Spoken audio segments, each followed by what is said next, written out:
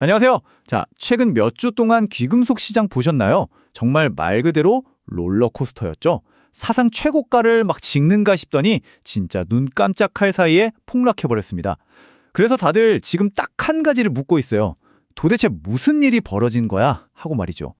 작년에만 해도 일부 시장에서는 금값이 무려 70%나 치솟았어요. 이러니 모든 사람들의 관심이 쏠리고 뉴스 헤드라인을 장식할 수밖에 없었죠. 그런데 바로 그 순간 은 가격이 하루 만에 36%나 곤두박질 쳤습니다. 이게 어느 정도냐면 지난 40년을 통틀어 하루 하락폭으로는 가장 큰 충격적인 수치였어요. 이건 그냥 약간의 조정 수준이 아니었습니다. 몇 주 동안 쌓아 올린 상승분을 단 몇 시간 만에 그냥 허공으로 날려버린 정말 역사에 남을 만한 급락이었죠. 자, 지금부터 대체 왜 이런 일이 벌어졌는지 한번 제대로 파헤쳐 보겠습니다. 이 엄청난 혼란을 이해하려면요, 일단 시장의 양쪽 얘기를 다 들어봐야 합니다. 먼저 금 가격이 앞으로 훨씬 더 높이 올라갈 거라고 믿는 강세론자들의 주장부터 한번 시작해보죠. 그러니까 강세론자들이 보는 핵심은요, 금이라는 물건 그 자체가 아니에요.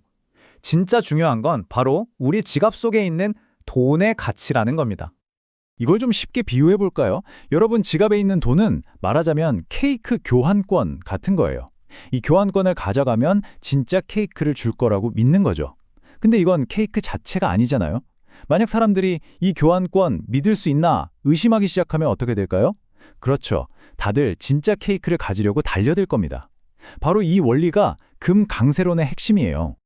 지금 상황을 한번 보세요. 전 세계적으로 역사상 유례가 없을 정도로 돈을 찍어내고 있죠. 각국 중앙은행들은 달러 대신 금을 기록적으로 사들이고 있고요.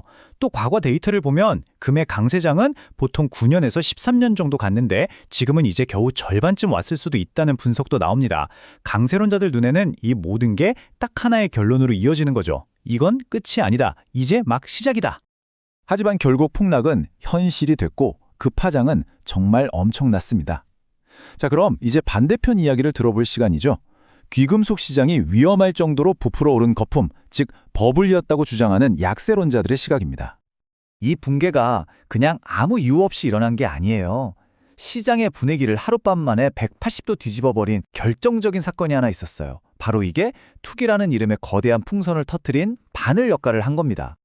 그리고 여기에 감마 스퀴즈라는 좀 복잡한 시장 메커니즘이 불을 붙였습니다. 쉽게 말하면요, 가격이 떨어지기 시작하니까 시스템이 자동으로 더 많은 매도 주문을 쏟아내게끔 설계되어 있었다는 거예요.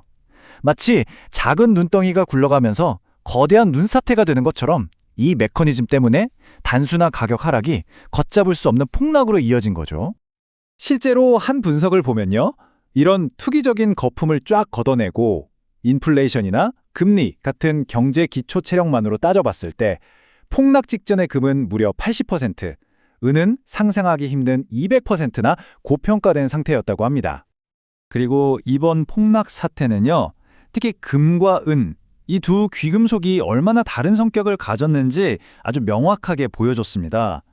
평소에는 사이좋게 같이 가는 형제 같았는데 위기의 순간이 닥치니까 전혀 다른 모습을 보여준 거죠. 이 둘은 가격이 같이 움직일 때가 많긴 하지만 근본적으로 역할이 달라요. 금은 거의 대부분이 화폐, 즉 돈의 역할을 하는 자산인 반면에 은은 전체 수요의 절반 이상이 산업 현장에서 나옵니다. 그렇기 때문에 경제가 좋냐 나쁘냐, 기술 트렌드가 어떠냐에 훨씬 더 민감하게 반응할 수밖에 없어요. 생각해보세요.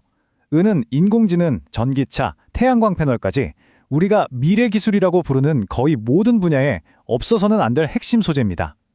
그런데 바로 이 수요가 폭발하는 시점에 땅에서 킬 수 있는 은의 공급량은 점점 줄어들고 있다는 거죠. 어떤 분석에 따르면 앞으로 20년 안에 은 매장량이 바닥날 수도 있다고 합니다. 자, 이렇게 서로 완전히 다른 주장들이 팽팽하게 맞서고 있는 상황에서 우리 같은 일반 투자자들은 그럼 대체 뭘 어떻게 해야 할까요? 전문가들은 아예 질문부터 바꿔보라고 조언합니다. 그러니까 금값이 오를까 내릴까 이렇게 미래를 맞추려 애쓰는 대신에 나는 이 자산을 내 전체적인 재무계획 안에서 어떤 역할로 쓸 것인가, 이걸 먼저 확실하게 정하는 게 핵심이라는 거죠. 결국 금을 내 포트폴리오에 담을 때 세 가지 역할 중 하나를 정해야 한다는 거예요.